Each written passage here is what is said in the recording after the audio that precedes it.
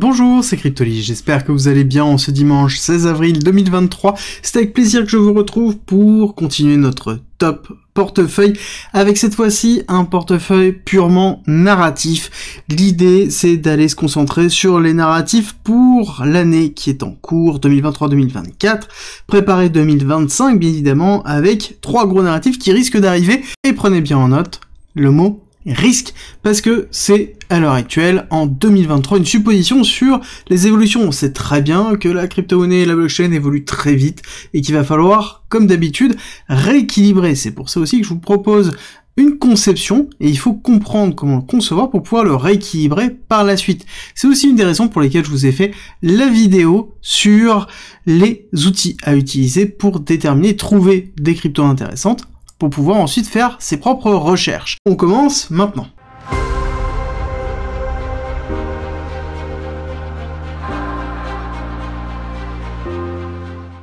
Et sans plus tarder, la répartition va être relativement agressive, on va pas se leurrer, on est en train de faire un portefeuille narratif dans lequel on va avoir 15% d'Ether, 15% de BTC, minimum 30%, on peut aller un petit peu plus haut, on peut diminuer et pousser à 40%, voire même 50% Ether BTC, on peut même avoir une petite touche supplémentaire d'Ethereum parce qu'on est sur du narratif, et le narratif c'est quoi? C'est aussi les use cases, j'en parle assez peu, mais c'est le cas, on n'oublie pas que là actuellement on pourrait avoir que de l'Ethereum. Si on voulait jouer vraiment le narratif use case à 100%, on pourrait troller jusqu'en ayant 100% d'Ethereum dans son portefeuille. Néanmoins, on va attaquer les différents niveaux avec principalement la partie gaming. Gaming qui va être relativement importante. On va retrouver quelques éléments comme par exemple Immutable X. Alors Immutable X, il faut comprendre que c'est la base réellement de la gestion des NFT pour toute l'industrie du gaming sur le Web3. Alors, il y a plusieurs autres concurrents, on va parler d'un autre concurrent tout à l'heure, mais vraiment Immutable X, il faut comprendre que c'est une solution qui est hyper scalable, qui est basée sur la technologie Starknet, qui est d'ailleurs un autre narratif qu'on abordera tout à l'heure, mais il repose sur double narratif, et surtout, c'est quelque chose qui a faible coût, je crois que c'est 2% des transactions pour ceux qui développent autour de Immutable X, et ils sont très ouverts sur comment s'interfacer avec les différents jeux vidéo. Donc c'est vraiment un leader dessus.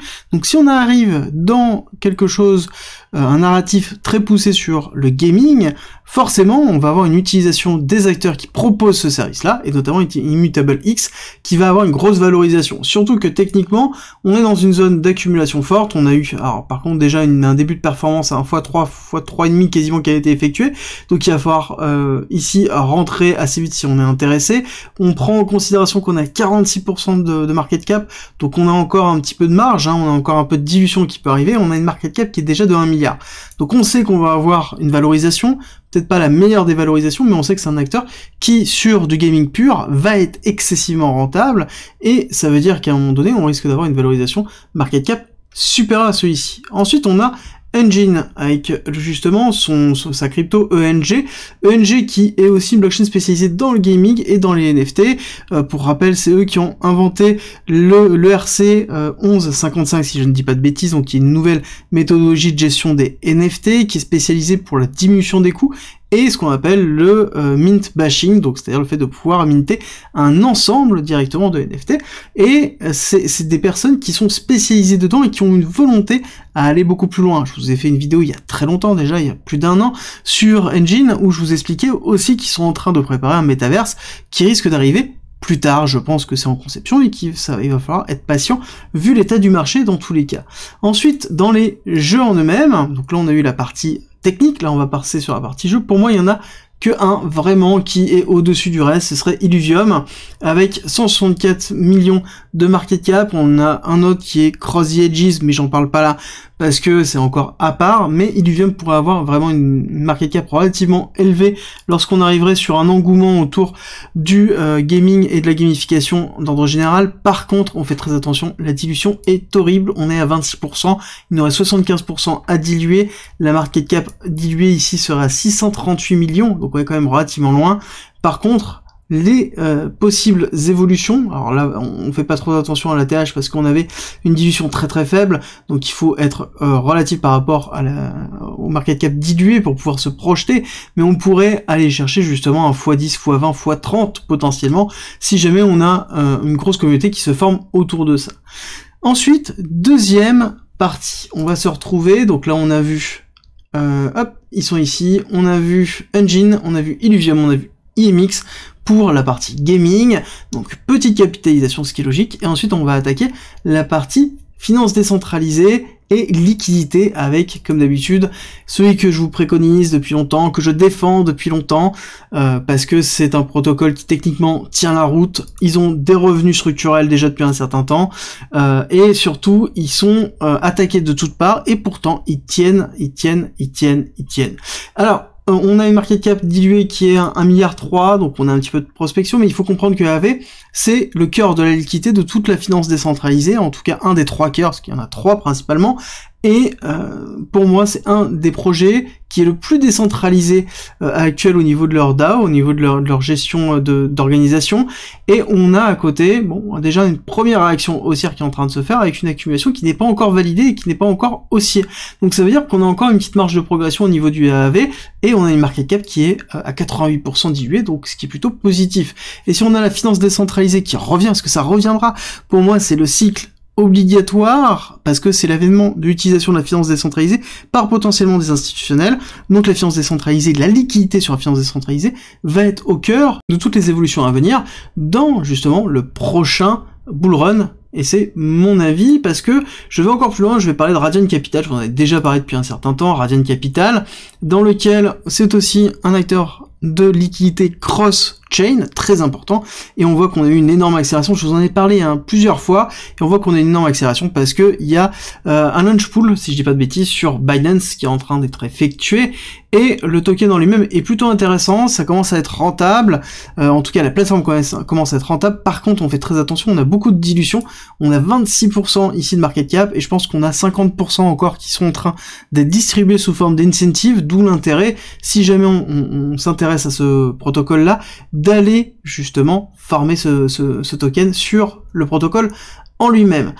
Pour moi, nous avons aussi OneInch. OneInch, très important, qui est un des acteurs de l'échange décentralisé, qui est un petit peu sous-estimé. On est encore dans quelque chose qui est excessivement performant. C'est-à-dire que quand on regarde la structure d'un échange, quand on utilise OneInch pour pouvoir faire un swap, on est sur des performances et sur des fees, sur des spreads qui sont inférieurs à des échanges centralisés. Il faut bien le comprendre. On a des revenus qui sont très forte, donc pour moi ça reste quelque chose qui a un avenir très fort dans la finance décentralisée qu'il va falloir surveiller.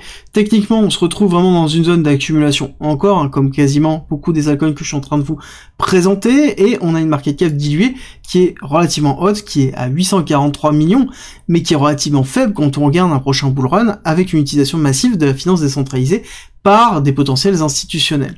On a ensuite notre ami Uniswap. Uni, très logique de le retrouver ici, dans lequel on a 58% de market cap déjà fortement dilué à 6 milliards, donc une grosse valorisation.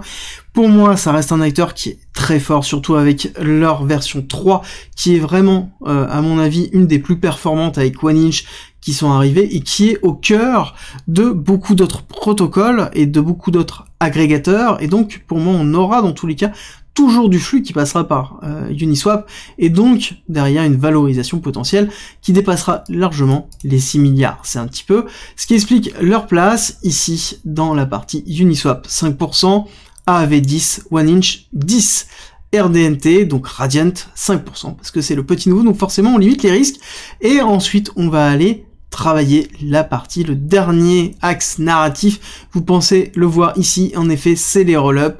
Pour moi c'est quelque chose qui est très fort, la notion de scalabilité ça va être vraiment quelque chose qui va arriver.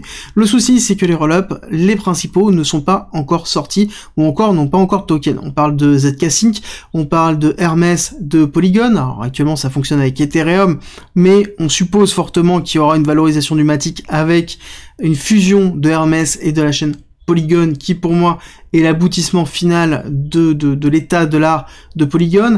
On va avoir Starknet qui est lancé mais qui n'a pas de token, mais qui va avoir un token bientôt. On va avoir des choses qui donnent de la modularité avec Celestia. Voilà, on a des petites choses qui arrivent et dans lesquelles on n'a pas forcément de token réel. Et on a les gros qui sont déjà mis en place avec Arbitrum, dans lequel on a déjà une grosse capitalisation. Immutable, ça je vous en ai parlé. On va avoir Loopring, alors Loopring qui est encore à part, mais pour moi c'est pour ça que je n'en parle pas trop ici. Et on va voir CKB. CKB pour moi est une solution de scalabilité qui offre une layer 0, layer 1, layer 2 de scalabilité déjà présente. Le problème c'est qu'on reste dans quelque chose qui est monolithique, donc il va falloir faire très attention, ça veut dire que tout est intégré dedans. Ce que j'aime bien dans la notion de layer 2 au-dessus d'Ethereum, c'est qu'on a le développement d'Ethereum et de la scalabilité qui va se développer, donc on a une multiplicité des équipes pour pouvoir justement faciliter le développement. Ce qui n'est pas le cas avec le CKB, donc du coup ça sous-entend qu'on va avoir un développement qui va être plus lisse, plus monotone et plus linéaire. Donc il faut bien le prendre en considération. Pourquoi il fait partie de cet état-là? Parce que je pense que le CKB pourrait avoir une valorisation dans le prochain bull run, parce que ils sont un axe très américain sur justement l'utilisation et le use case dans une solution qui n'est pas décentralisée avec un seul acteur, chose qui plaira à des types de sociétés pour pouvoir justement développer une solution de blockchain. Donc pour moi on peut avoir une valorisation, il faut pas penser à faire un x100 ou x1000, hein, on est quand même relativement loin, mais je pense qu'on pourrait aller retester assez facilement la partie des 0,014, voire aller retester justement les 0,35 ou voire même potentiellement retester la TH. Pas forcément faire un nouvel ATH, mais aller retester les différents niveaux que l'on a pu avoir avant, et donc ça pourrait être intéressant si on est intéressé de suivre justement ce narratif de roll. Donc là on est, pour conclure, dans un portefeuille spécialisé narratif. Ça veut dire quoi? Ça veut dire qu'on va jouer les trois narratifs actuels qu'on est en train de trouver. Là-dessus, je ne vous ai pas parlé du narratif, celui dont on parle le plus en ce moment, mais qui est en train de s'étouffer un petit peu au niveau de la crypto, parce que pour moi ce n'est pas relatif, qui va être vraiment le narratif de l'intelligence artificielle. Très simple pour ça, regardez la vidéo que je vous ai faite sur les outils que j'utilise pour pouvoir justement trouver des pépites, et là on va chercher justement intelligence artificielle, donc on va chercher IA, d'après mes souvenirs c'est avec Big Data, donc on va faire Big Data, voilà, on va trouver ici, et là vous avez tout ce qui est lié dessus, donc on va retrouver les différents éléments. Par contre faites très attention, parce que ce narratif là pour moi n'est pas encore acté, c'est plus un effet de mode lié à un narratif technologique mais qui est en dehors de la blockchain. Pour moi la corrélation entre les deux, et comme je vous l'ai expliqué déjà dans mes plusieurs vidéos que je vous ai effectuées sur les intelligences artificielles, c'est pas forcément corrélé en l'état de l'art, il va falloir avoir de la scalabilité, chose qu'on est en train de gagner mais qui n'est pas encore effective. Donc pour moi il va falloir être patient avant d'avoir ce narratif là, ça arrivera pas avant potentiellement un prochain bull run ou celui d'après. Il va falloir, comme d'habitude, être patient et contrôler son exposition.